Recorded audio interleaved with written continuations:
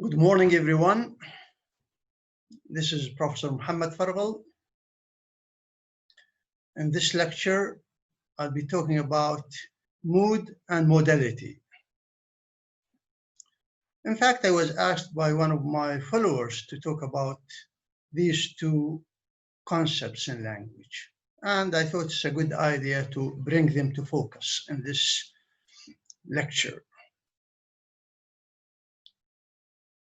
First, let's look at, or let's see the nature of these two concepts. They are grammatical terms, basically, but they have very important semantic and pragmatic implications.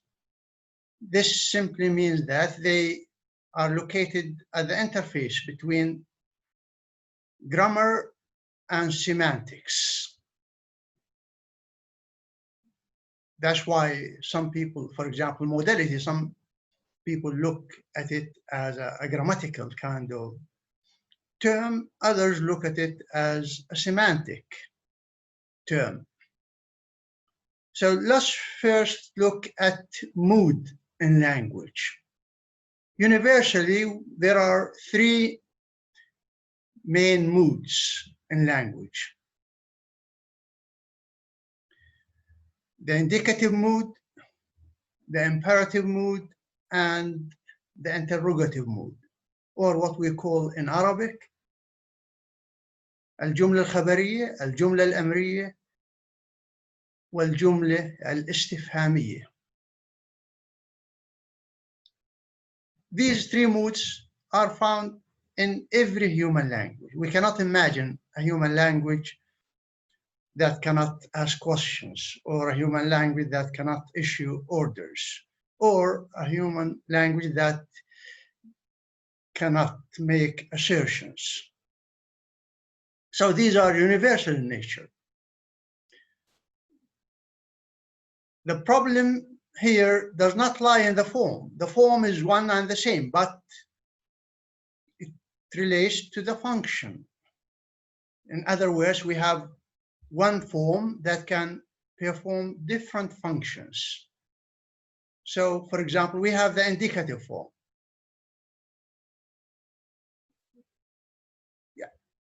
The primary function, or the primary elocution, if we want to be more technical, is to state something. But we find this form performing many other functions.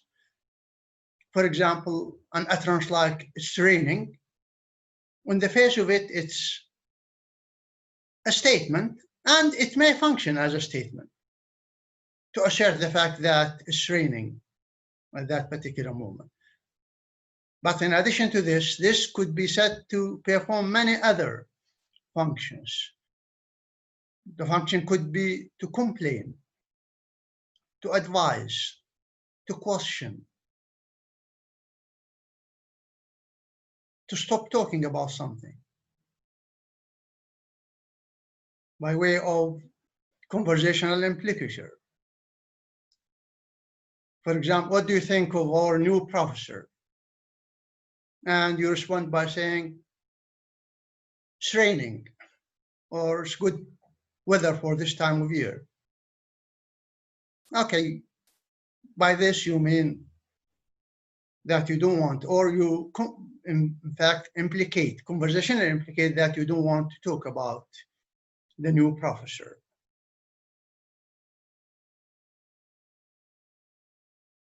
So the same utterance here can be used to perform many functions depending on the context. The context would impose a certain elocution on the utterance based on optimal relevance.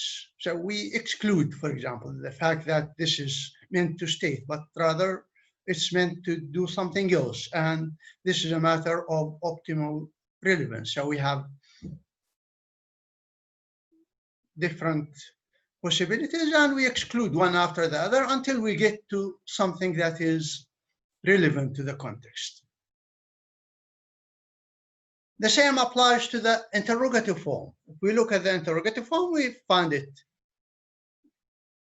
performing lots of functions. It's true that the primary function is to ask, to question, but we can use it to suggest, we can use it to blame, we can use it to request, etc., and so forth. So the same form can be used to express different functions. Can you speak French? Could be used to ask someone whether he speaks French or not, or could be used to request someone to speak French, or could be used to show surprise that someone speaks French.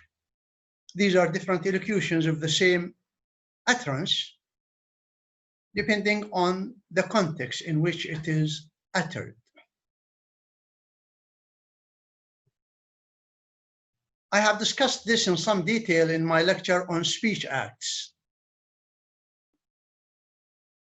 But insofar as this lecture is concerned, I just wanted to show that these three moods have primary functions and secondary functions.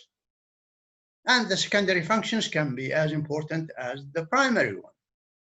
For example, the use of the interrogative form for requesting in English is as important as its use for questioning.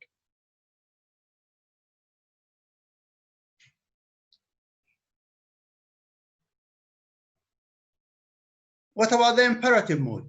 This is the third mood, which is, again, universal. Can be used to perform different functions as well. Come have tea with us this afternoon. You are not ordering here, you are inviting.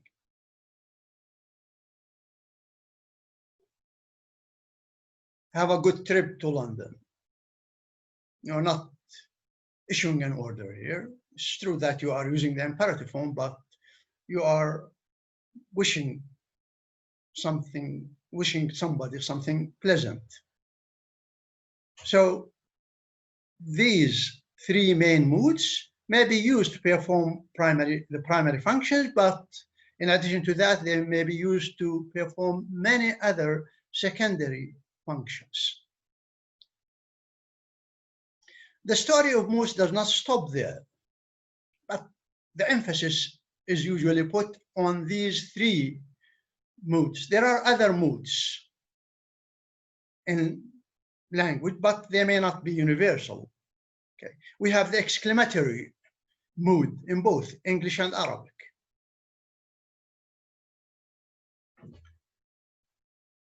The difference between the exclamatory mood and the interrogative mood in English has to do with the word order, the way you order the words in your utterance.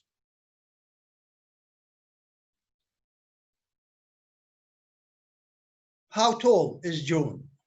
This is a question, but how tall John is, this is not a question, this is exclamatory. So here we change the elocution by what? By changing the word order.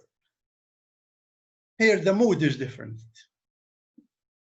The interrogative versus the exclamatory mood. In Arabic, also we have such subtle things, but in Arabic it has to do with case rather than with word order. The way you case mark the constituents in your sentence. For example, كم تفاحة أكلت يا صديقي is a question, but كم تفاحة أكلت يا صديقي is exclamatory, it's not a question. And in our heritage, we know the story of Abu al-Aswad al-Du'ali and his daughter. When his daughter looked at the sky at night and said, ما أجمل السماء يا أبتي, admiring the beauty of the sky. Her father corrected her. She was supposed to say ما أجمل السماء يا أبتي, rather than ما أجمل السماء يا أبتي. ما أجمل السماء يا أبتي is a question to which the answer could be نجومها. But ما أجمل السماء يا أبتي is exclamatory. It's not a question. So in Arabic, as you can see, it's a matter of distinguishing between the exclamatory mood and the interrogative mood is a matter of case marking.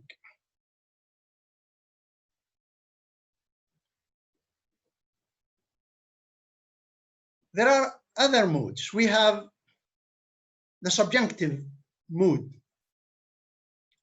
in both English and Arabic, and the quasi-subjunctive. I guess in terms of meaning, the quasi-subjunctive is more interesting than the subjunctive, because the subjunctive here is basically grammatical rather than semantic. For example, in English, some verbs must take the base form of, all right, in the embedded clause, you have to have the base form regardless of the subject.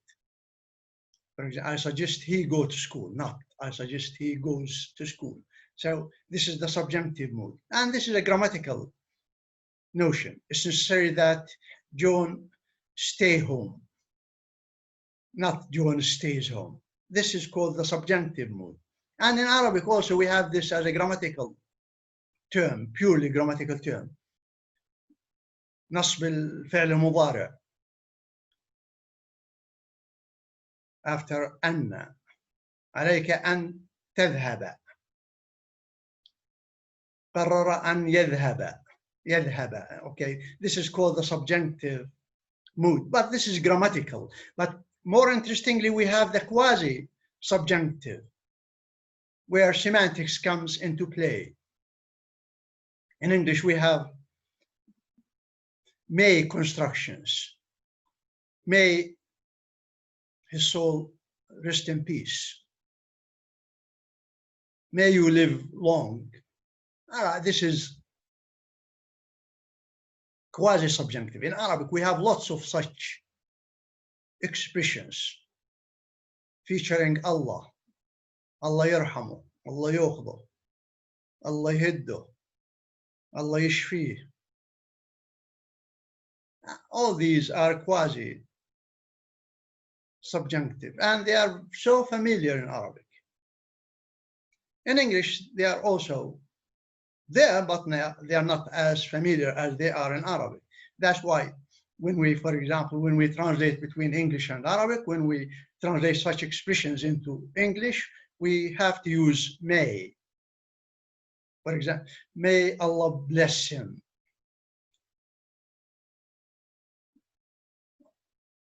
May Allah have mercy on him. Okay, such expressions are used in translation between English and Arabic. May you live long.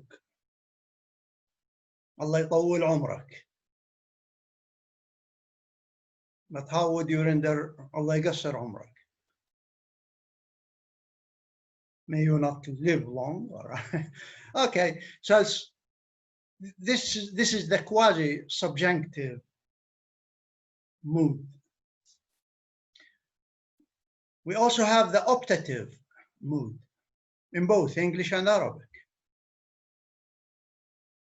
تمني. In English, we have the formula if only John was here.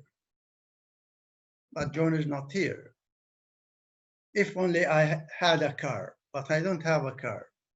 ليت ليتني أملك مركبة ليت عليا هنا. Okay, this is called the optative mood. We also have the vocative mood. Vocative. المنادى في العرب. Which usually interacts with the imperative mood. يا علي يا طالعا جبلا تمهل.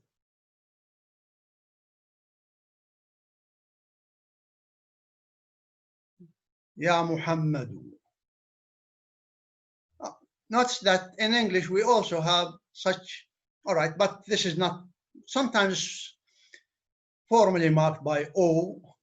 Oh Ali, come here. And sometimes it's not formally marked.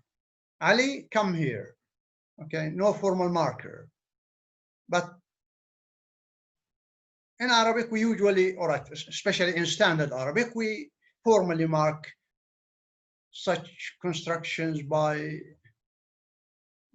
the vocative marker, yeah. But in colloquial Arabic, we don't usually do this. We say, Ali ta'al hun. Muhammad, قل لي وين كنت. Instead of يا محمد أخبرني أين كنت, for example. Okay, so this is the vocative mood. And in Arabic, we also refer to one more mood called the Jasiv mood. Jasiv mood. Al-Jazm.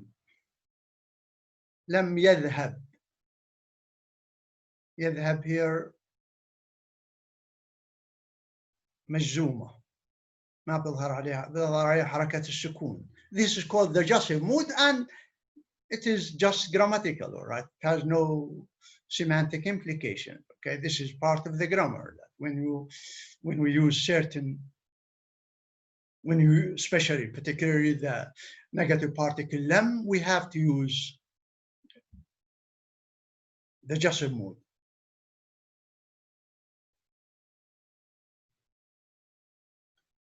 Okay, that's it insofar as mood is concerned. So when it comes to mood, we have basically mainly three main moods. We have the indicative mood, the imperative mood, and the interrogative mood. And one should be aware of the fact that we don't have one-to-one correspondence when it comes to form and function. So the form can be one thing and the function can be completely another. In addition to these three main moods, we have many secondary ones, which may not be universal.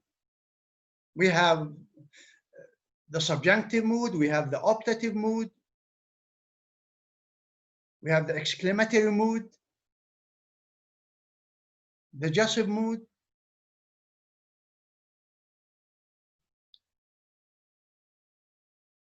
some of these moods have important semantic and pragmatic implications, and some of them are purely grammatical.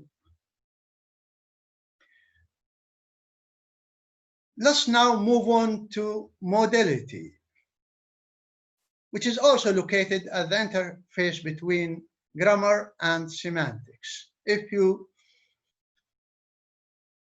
look at any grammar book in English, you'll find a section on modal auxiliaries. Yeah, this is a must, I think, in every grammar of English. And this is so because English has a neat grammatical system of modality.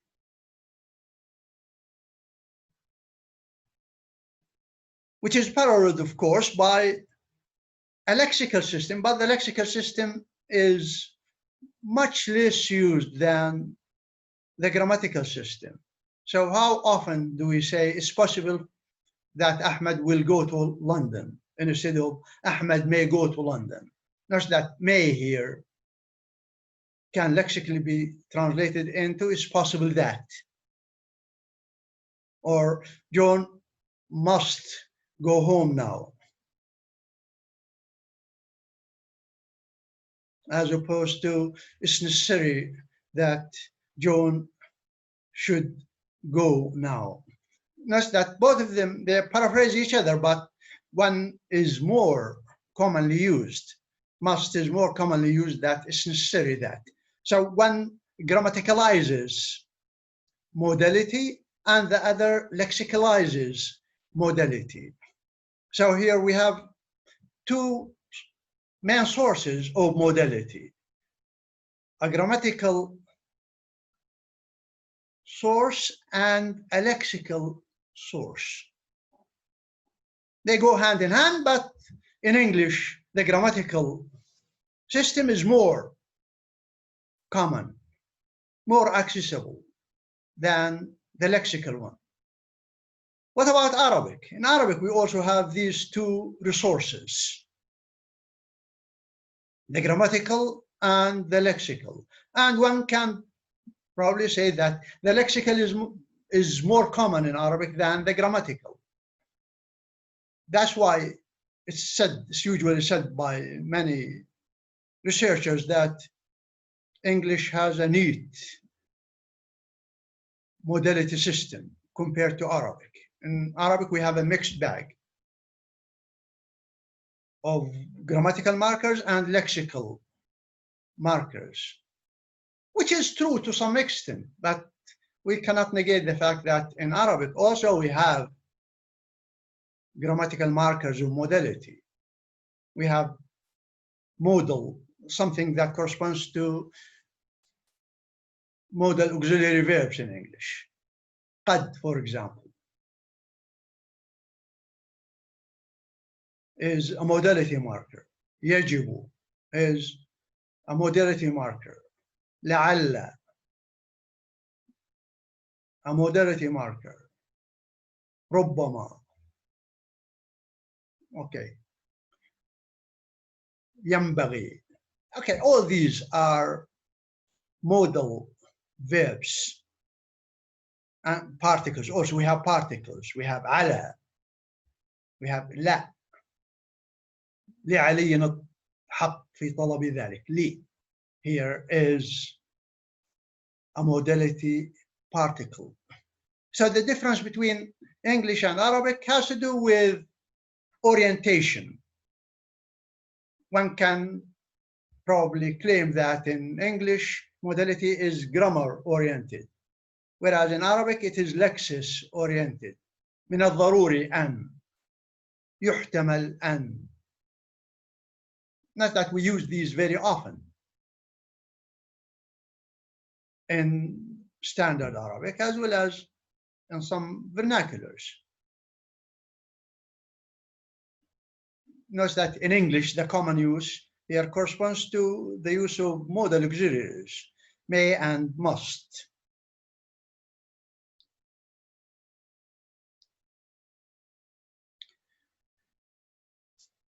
Okay, so what do we mean by modality? Modality simply means injecting our utterances with a personal perspective, something that belongs to the individual. It's not a matter of making meaning through the use of lexical items only, but rather adding a shade of meaning that is provided by the user. For example, John goes to school every morning. I have not interfered. I have expressed this proposition without interfering with it. All right, the proposition is modality free. Proposition can be modalized, and that's what we usually do when we engage in communication, unless we are talking about, we commit ourselves to what we think are facts. For example, John went shopping yesterday. I'm just asserting something I believe to be true. But I may inject my utterance with a personal perspective. I'm not sure whether he went shopping or not. Or I'm sure, but not completely. I'm not completely certain that he did go shopping. So I say John may have gone shopping last night to express only possibility in the past, or John must have gone shopping last night to express a strong inference here based on the evidence I can judge. Okay, this is what's meant by a personal perspective. Note that this personal perspective in modality basically relates to degree of certainty and degree of obligation and permission. And this gives rise to two important types of modality. We have epistemic modality and we have dientic modality. Epistemic modality relates to the degree of certainty when expressing a proposition, whereas dientic modality has to do with the degree of obligation as well as permission when expressing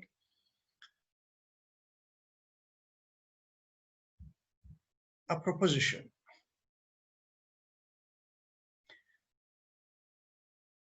Notice that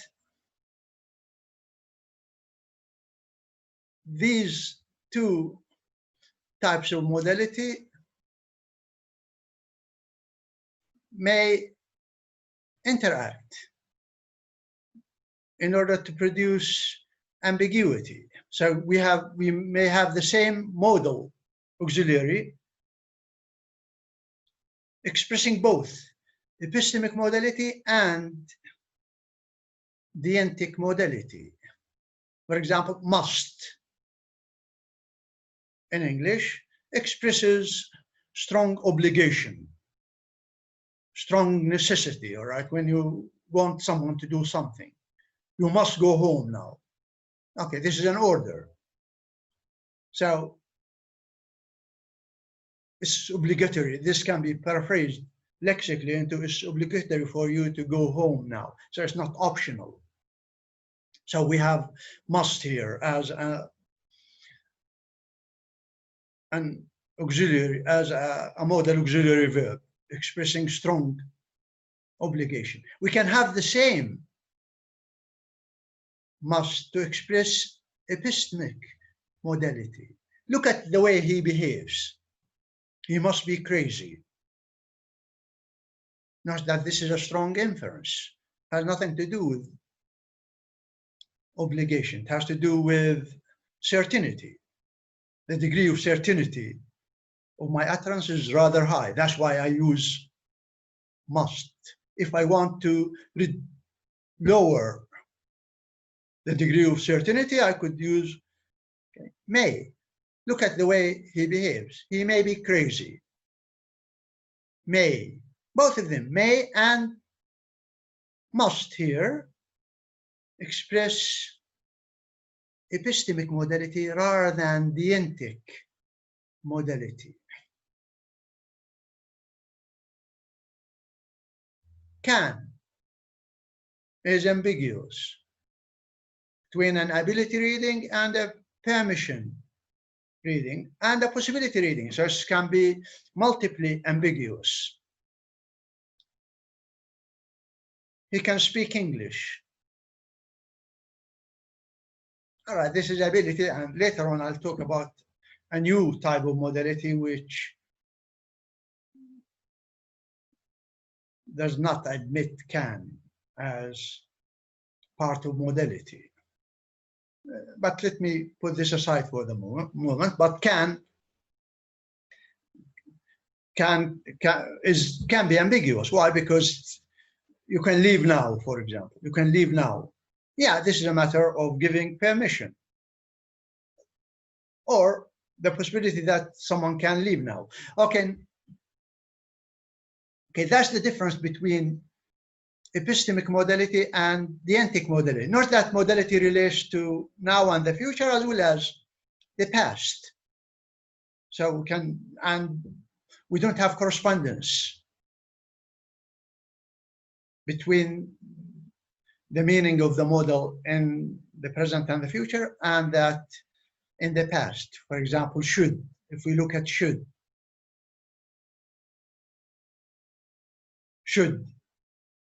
and must.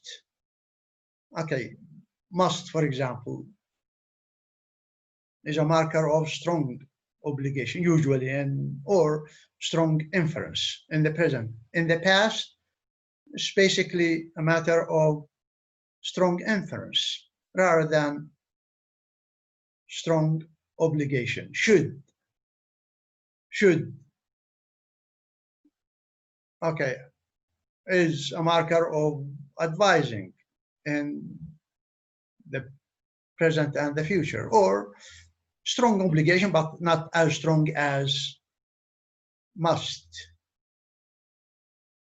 In the past, he should have gone to the meeting. This is obligation in the past, something that a lost opportunity, something that did not take place. He should be home by now. In the present, he should be home by now. Here, should is epistemic rather than dientic. Or, okay, could be ambiguous depending on the context. For example, if you are complaining, if you are guessing, then it would be epistemic. If you are complaining, it would be what? Dientic rather than epistemic. More recently, people talk about a third type of modality, dynamic modality. Dynamic modality relates to will and would, can and could. And it's dynamic modality simply means that there is, okay, the proposition is not modalized. What's traditionally considered as a modal, as modal auxiliary verbs, in fact, they are not modal auxiliary verbs. They are maybe at face value, but they do not modalize propositions. Will, for example. John will leave to London tomorrow morning, or John will leave for London tomorrow morning. Okay, will here. Does it modalize the proposition? And the answer is no. This is dynamic modality. It only assesses futurity. So I'm not injecting this proposition with a personal perspective. I'm just stating the fact that some act will occur in the future. Awad can play tennis. Awad can play tennis. Am I modalizing here? I'm not. I'm just expressing the proposition that he's able to play tennis. So I'm not modalizing. So the same applies to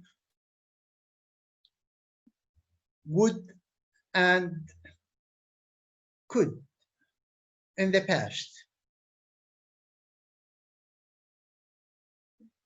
When I was 20, I could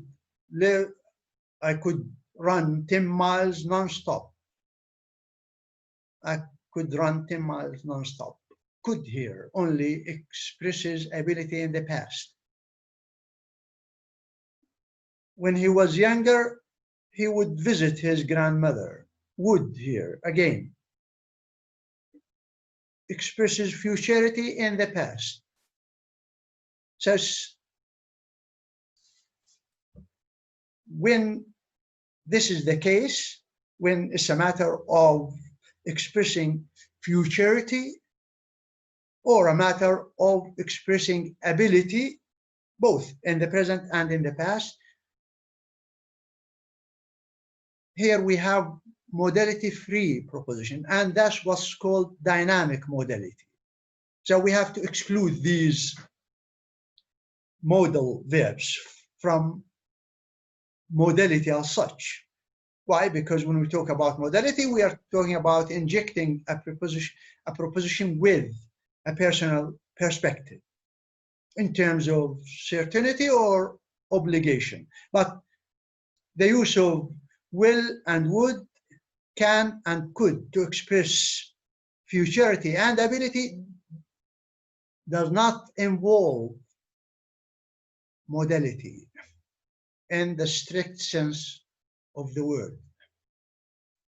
And that's why they are isolated here. And this kind of modality is called dynamic modality rather than epistemic or dientic modality. So insofar as modality is concerned, we have two main types of modality. We have epistemic modality, which is certainty, degree of certainty based, and dientic modality, which is degree of obligation based. And the third type of modality is a recent one, which excludes can and will when they express ability and futurity. Okay, I think that is the most important things to say about mood and modality. Note that when translating between English and Arabic, one has to be aware of, for example, when it comes to mood, the translator has to be aware of the fact that the same form can communicate different functions or different elocutions. So the emphasis of the translator must be on the function of the utterance rather than on the form of the utterance. If there is correspondence between English and Arabic in the form, performing the same function, this is the best way, because one is not supposed to, for example, render something that is implicit as something that is explicit. But if there is a divergence rather than a convergence between English and Arabic, then one has to be aware of that. For example, in English, offering something, right, comes in the form of a statement. You can stay with us here. You can stay with us tonight. You can, okay, this form. In Arabic, all right, we use the imperative form more than the indicative form, but they both perform the same function. An offer.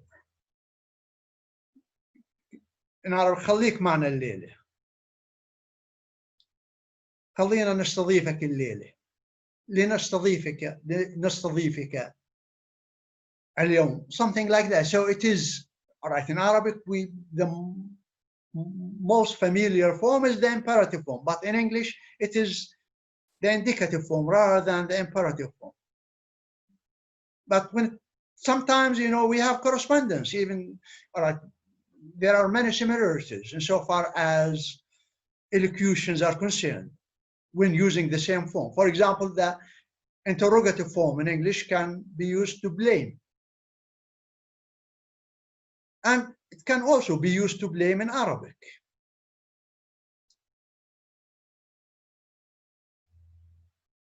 When are you going to hand in your term paper? I'm blaming him for not handing in the term paper on time. متى راح تقدم ورقتك؟ أو متى راح تسلم ورقتك? Again, I am blaming. So I'm not supposed to change the form here. If there's correspondence between